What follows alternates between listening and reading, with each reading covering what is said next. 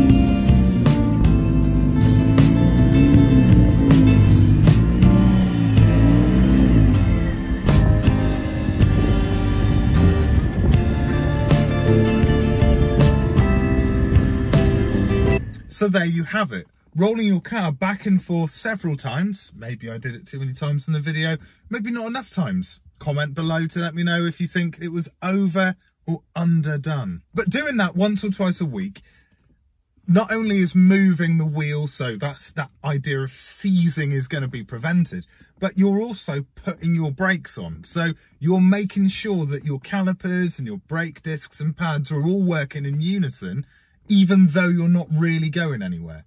And yeah, I know it's easier if you've got a driveway. It's not going to be the easiest thing to do if you live in a terraced house and you've got just on-street parking and it's just a huge amount of cars, sort of, you know, it's a parallel parker's dream. It's not going to be very easy. You're going to have to literally get out and drive up and down the road. But if you have a drive or a garage with a driveway in front of it, or at least a little bit of area where you can go back and forth, it's a really, really beneficial thing to do. Does it completely clear the corrosion? No. But does it stop the chances of the discs seizing?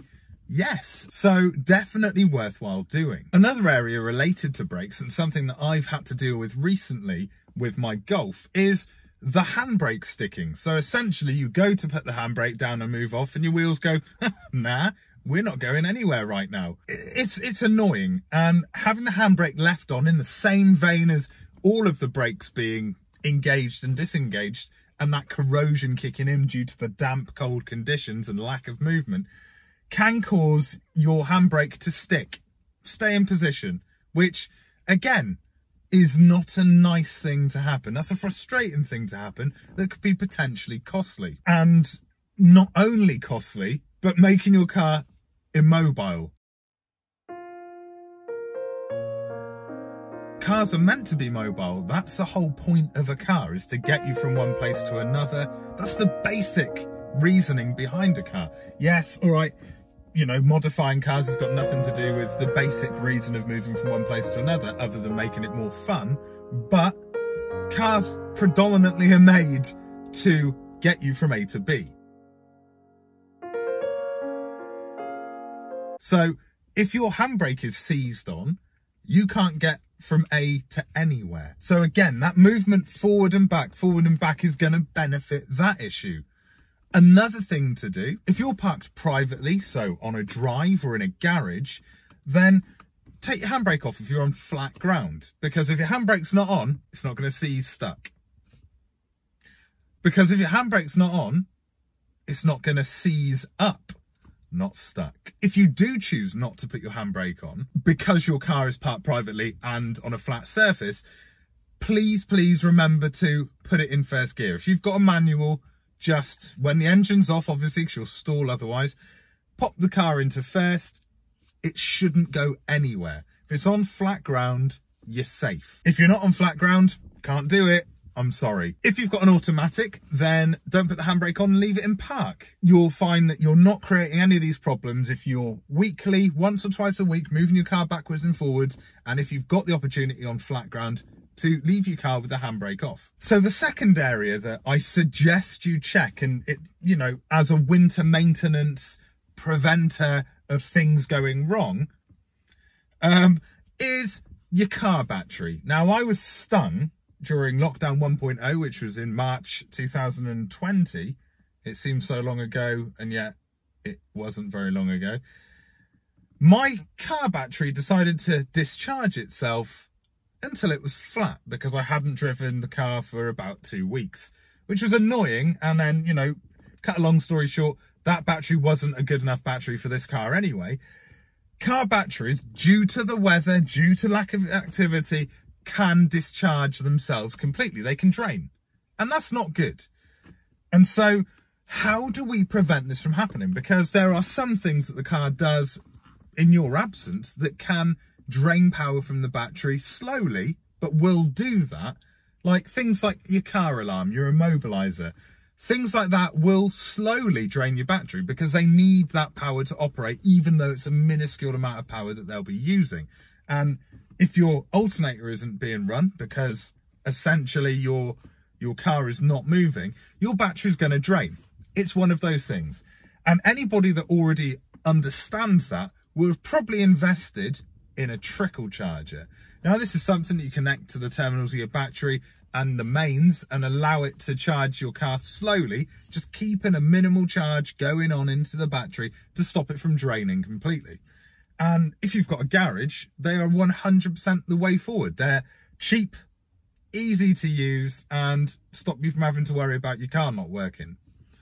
If, like me, that isn't plausible because you've either just got to drive or you have to park on the road, what can you do instead? What can you do instead of having a trickle charger? Again, in the same vein as the once or twice a week rolling back and forth, making sure your brakes don't seize up, once or twice a week, come out to your car with your keys, obviously, and do what I did in this video.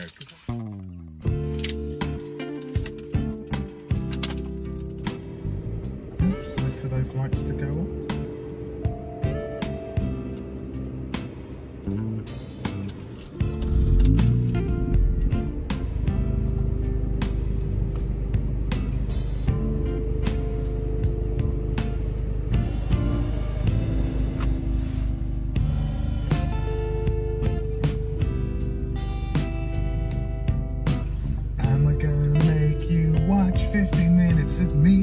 Sitting in my car, letting the engine run.